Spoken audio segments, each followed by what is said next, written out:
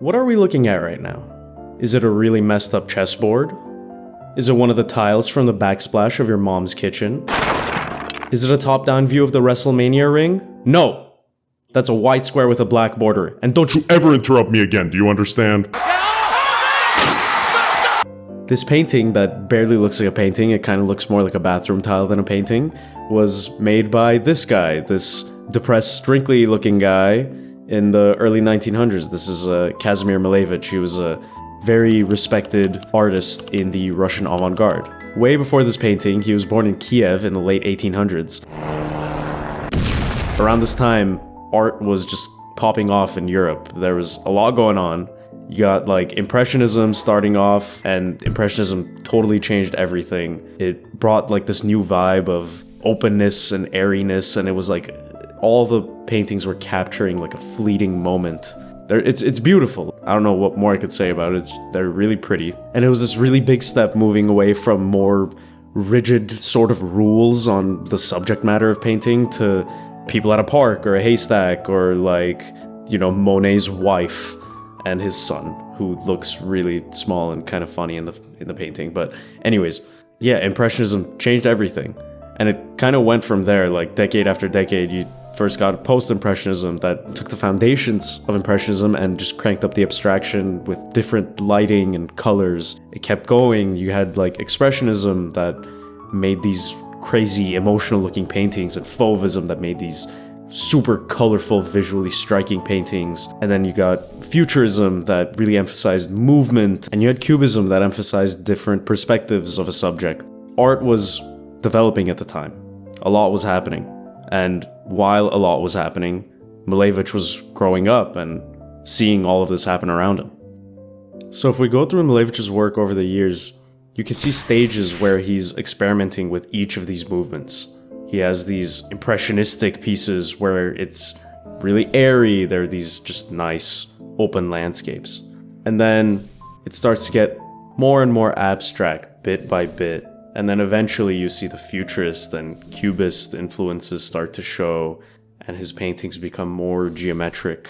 And at first I don't love them, but then there's this one called A Knife Grinder that is so well done. It just oozes movement. You can see it in the face and the hands and the feet. It seems like Malevich is really coming into his own on this painting. So we see this pattern where Malevich has pushed himself over and over again until now where he's at the bleeding edge of art. Where does he go from here? Put yourself in his shoes for a second. You've spent a good portion of your life at this point mastering this craft, and you've experimented as much as you possibly can, really. What do you do? Where do you go? It seems like Malevich didn't really know what to do either. Not that he stopped painting, but he had already messed with all these other art styles for years at this point. So he spends the next few years doing more of the same for the most part. Not much changes until he takes an unbelievable left turn. Possibly one of the most controversial steps in 20th century art. And it's very clear, even if you look at a list of his work, there's an extremely clear dividing line from 1914 to 1915. Okay, so what happened? For one, he releases his personal manifesto where he talks about his philosophy of art called Suprematism, and this would eventually become his own art movement. And then at the end of the same year was an exhibition called 010 in Petrograd, Russia.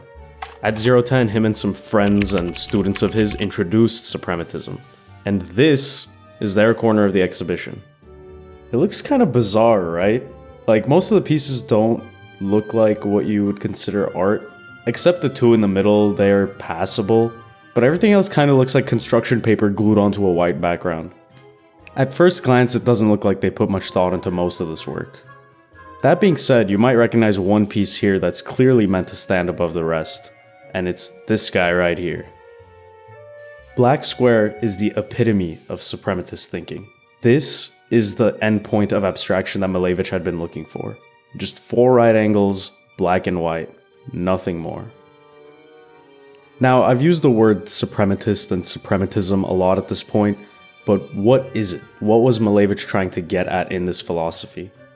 When you read his manifesto, you can quickly pick apart that his ultimate goal was to rip away objectivity or the representation of objects from art, and in doing so be left with the essence of art itself, or what he called the feeling behind the canvas. He held the view that objectivity has nothing to do with art, in his own words, and that objectivity is meaningless to the suprematist. So, in a sense, suprematism was meant to be the ultimate art form. Now do you see why Black Square is the perfect example of this thinking? Like, what more objectivity could you rip away from this? There's nothing left. And Malevich knew that when he put it in the upper corner of that room. It's the poster child for this movement. It's the perfect example. And what's even crazier is that that's where they would usually put a religious icon in a Russian household. That would be where a prayer corner would be. So Malevich is making a pretty big statement putting it there, essentially comparing this painting to Christ. Now, it's easy to see why Black Square is the peak of non-objectivism in painting, but why do we care? Why did Malevich care? I mentioned earlier that Malevich wanted to convey the feeling behind the canvas more than anything else. And in his writing, he's hammering this point over and over and over again. In his mind, when you remove all limitations on what art can be, then you give the artist the full freedom to express themselves however they want to. These limitations come in two categories: what you're depicting and the meaning of what you're depicting. For the first one, he thought that if you're trying to depict real-life objects, you're going to be too focused on depicting them accurately to convey your feelings to their absolute maximum. This isn't totally black and white, but rather there's a spectrum of art from totally representational realistic art to full abstraction with no representational elements whatsoever. For example, think of a painting like The Scream. It doesn't represent the world perfectly, it looks more like a fever dream.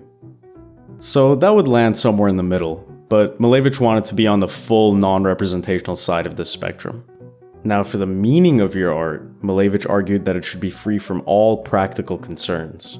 He didn't want to glorify anything, he didn't want to make propaganda or religious art, he didn't want to make anything with a societal or political agenda of any kind, because he was only interested in conveying the emotions of the artist. He believed that once both these visual and interpretive walls were broken down, that the artist would have a path to true artistic freedom and authenticity. I hope I've explained his logic well enough that it makes sense, but even if it makes sense, that doesn't mean you have to like his art. Especially at the time when he first revealed suprematism, most people did not like his art, especially Black Square. And it's super easy to criticize, like, huge f***ing surprise, people think that this painting is too simple. People criticized his philosophy too. One of the reasons was that a lot of artists wanted to make political art because they wanted to make a difference in the world. And that totally goes against the whole free from practical concerns thing that Malevich was going for. Keep in mind, this is right around the time of the Bolshevik Revolution, so propaganda is everywhere, and it's even being produced by people who helped develop suprematism under Malevich, like L. Lisitsky, who made this famous propaganda poster in favor of the Bolsheviks. And another thing is that people felt like suprematism's focus on geometric forms prevented the communication of emotion, which is kind of like the whole thing that Malevich was going for. I think it is fair to say that while Malevich tried to give the artist total freedom of expression, that doesn't mean that the art would be easily understood, especially by some random person who hasn't read into it. It can come off a bit academic and pretentious. All this being said, Malevich knew what he was doing. He knew the public would not be open to this as art. He expected all the criticism, he said it himself in his manifesto. But he stuck to his guns anyways. To give you an idea of how controversial all this was, at the exhibition where this photo was taken, the organizers refused to have the word suprematism printed in the catalog, but Malevich expected that and secretly had brochures printed to go along with the catalog that they just passed out to people. At the same exhibition, Ivan Pooney, one of the organizers, promised to order frames for one of the suprematists, but didn't do it on purpose to make them look unprepared. It's like the Mean Girls of Russian avant-garde. After the exhibition, this respected art critic named Alexander Benoit wrote one of the most beautiful, poetic roasts I've ever seen aimed at suprematism, and I don't want to paraphrase anything, I want to read out the full quote for you guys because it's so good. It is nothing less than a call for the disappearance of love, that fundamental principle that provides us with warmth and without which we would inevitably freeze to death and perish. How to pronounce the spell which will once more bring back the cherished images of life upon the background of the black square. And if that wasn't enough, 6 years later he comes back to compare the Suprematists to these biblical pigs that drowned themselves because Jesus filled them up with some devils that he just exorcised out of some guy. They should honestly add world-class hater to the first paragraph on his Wikipedia page. But even with King Hater leading the charge on Malevich, it wasn't all criticism for him. He had his fair share of supporters, fanatics among them. For a period of time, Malevich led this small but motivated group of artists called Unovis that focused on experimenting with his ideas in any way possible, not just painting, but architecture, textiles, even a railway car, really whatever they could work with or on. And all these artists accepted Black Square as the seal of their collective, as a show of respect to Malevich. You can see it crop up on a bunch of their works and publications. Even decades after Malevich's passing, one of the leaders of the minimalist movement, Donald Judd, said this on Malevich's work. It's clear that form and color appeared for the first time in the forms and colors of the paintings Malevich began painting in 1915. Within the framework that Malevich laid down, new works and controversies continue to arise to this day. I'm not bringing up these quotes just to circle jerk about what these accomplished people said about suprematism and about this painting, but rather I want to highlight that interest in Malevich's work, particularly Black Square, goes beyond just curiosity or pointing out how crazy it is that someone made this as a painting. It shows genuine lasting influence on other artists for generations. Not just influence on particular works, but also on the philosophy of art, and furthering the boundaries on what could even be considered art in the first place. There's a reason I focused on Black Square for this video, even though Malevich made a ton of other paintings. You have Black Square, Red Square, Black Circle, Black Cross, White Square, 4 squares. It's a rabbit hole. You can keep going for a very long time. But it all started with this one. By the end of Malevich's life, Black Square had become so synonymous with him that it was placed above his deathbed. His coffin was themed after Suprematism, with a black square and a black circle. And during his funeral procession, he was carried in this coffin by his fellow artists until he was buried under a black square. I can't think of another case with such a powerful connection between an artist and one of their works. But what's funny is this technically isn't the first black square that we know of. In 1617, English physician Robert Fludd tried to show infinity in a drawing. He was trying to describe the endlessness of the universe. At the edges are inscribed et sic in infinitum, and so on to infinity. In the same way one man tried to show the unfathomable expanse of the everything, another attempted to show nothing, a desert of nothing but feeling. Both larger-than-life works in their own way. Thanks for watching.